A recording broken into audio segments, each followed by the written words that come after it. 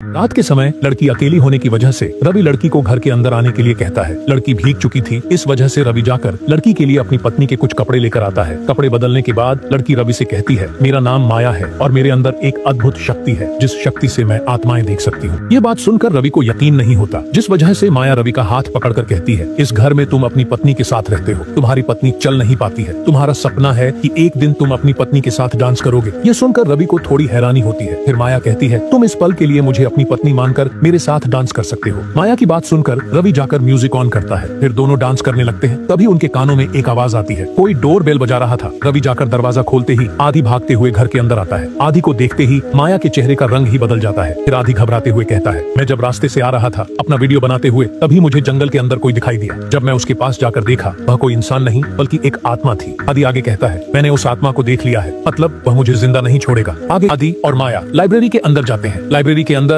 आदि की नजर दो किताबों पर पड़ती है। आदि कहता है, ये एक किताब यहाँ पर क्यों है? रवि कहता है, मैं दो कहानियाँ लिख रहा हूँ, लेकिन मुझे उनके एंडिंग नहीं मिल पा रहे हैं। ये सुनकर आदि कहता है, तुम मुझसे कहानी डिस्कस करो, मैं तुम्हें कहानी का एंडिंग बताता हूँ। रवि आदि को दोनों कहानियां सुनाता है। उसके बाद जब रवि और माया बाहर जा रहे होते हैं, तभी आदि की नजर शीशे पर पड़ती है। वह देखता है कि शीशे में रवि तो दिख रहा है, लेकिन माया नहीं। इसी वजह से आदि को पता चल जाता है कि माया एक भूत है। इसके बाद तीनों बैठकर बातें कर रहे होते हैं। तभी आदि रवि से कहता है, माया एक भूतनी है, तुम्हें इसे जल्दी से इस घर से निकाल देना चाहिए। रवि कहता है, भूत जैसा कुछ नहीं होता। ये सुनकर आदि और रवि के बीच बहस होने लगती है। तभी अचानक घर की लाइट चली जाती है। लाइट जाते ही माया उस घर के अंदर से गायब हो जाती है। आदि और रवि माया को ढूंढते हुए लाइब्रेरी के अंदर जाते हैं, लेकिन जैसे ही वे अंदर पहुंचते हैं, वे देखते हैं माया पूरी तरह से एक भूतनी बन चुकी है। अब माया इन दोनों को देखते ही जोर से चिल्लाने लगती है। माया के इस रूप को देखने के बाद रवि को यकीन हो जाता है कि माया एक भूत है। फिर भी रवि माया से पूछता है, तुम्हारी आखिरी इच्छा क्या है? जिस पर माया कहती है, मेरी शादी होने से पहले ही मेरी मौत हो गई थी, मैं खुद को दुल्हन बनते हुए नहीं देख पाई, इसलिए मेरी इच्छा है कि मैं दुल्हन बनकर खुद को देखूं। यह सुनते ही रवि जाकर अपनी पत्नी के कुछ जेवर लाकर